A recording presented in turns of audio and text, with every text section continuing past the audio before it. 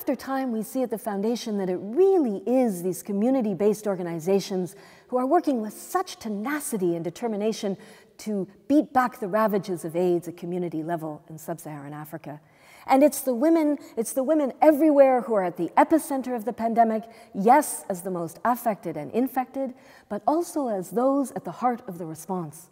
They're the home-based care workers who have become the backbone of the healthcare response for communities in the grips of AIDS, who bring love and hope and assistance to family after family. It's the grandmothers who bury their adult children and in the morning get up to look after their orphaned grandchildren who are in an agony of loss and despair, and they do it with such courage and resilience.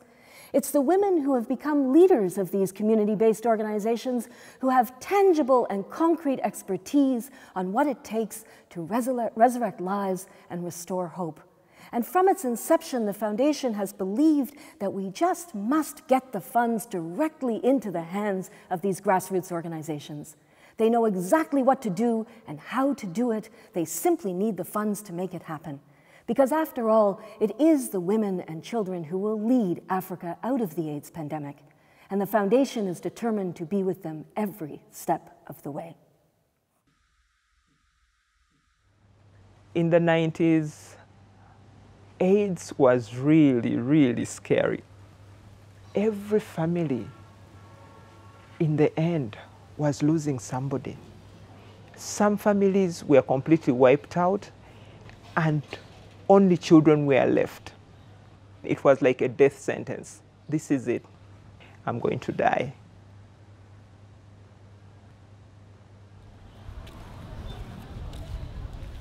These days, things have changed. We now have ARVs.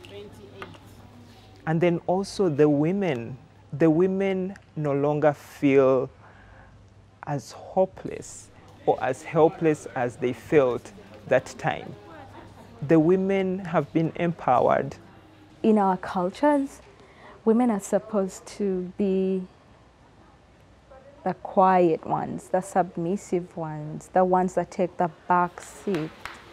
But again, women are in the center of this.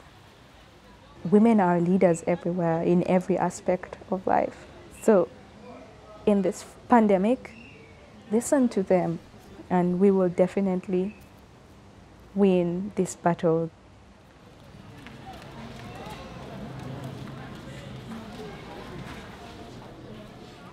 I started in 1998. I must say it wasn't my wish, because I was thinking that HIV patients are going to be dying every day, and I didn't think I would handle the deaths every day.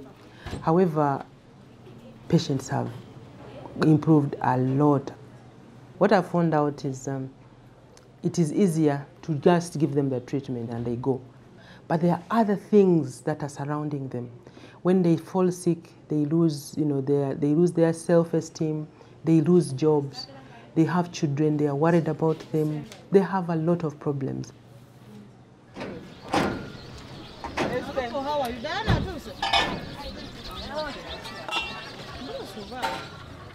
These patients have to be looked at in a holistic manner. They have the disease, they have to be treated.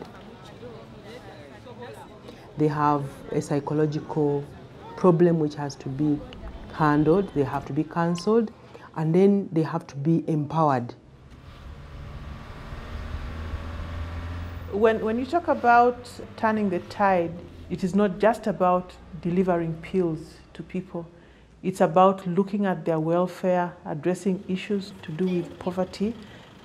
It's also about being able to address those societal norms that actually make women a lot more vulnerable to HIV/AIDS. And those might include gender roles. It might include issues to do with domestic violence.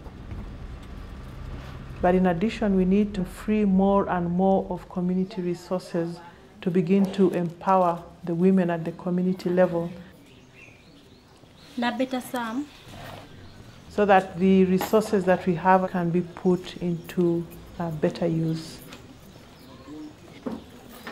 I am extremely hopeful.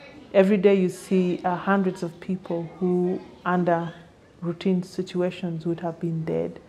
But when you empower them, when you give them hope, and you make them know that having HIV actually is not a death penalty, then you see a whole difference in the approach of people.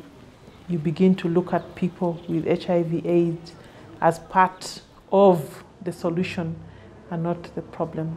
And that is what we've been fighting for a long time. Women, we are the hope for tomorrow. We are the ones who bring generations into this world. We are the ones who give birth to humanity.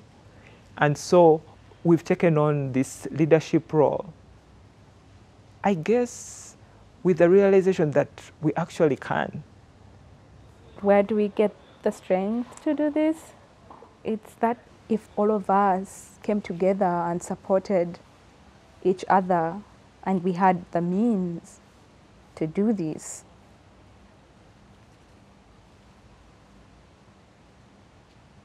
we would achieve that dream that seems so impossible of raising an HIV-free generation.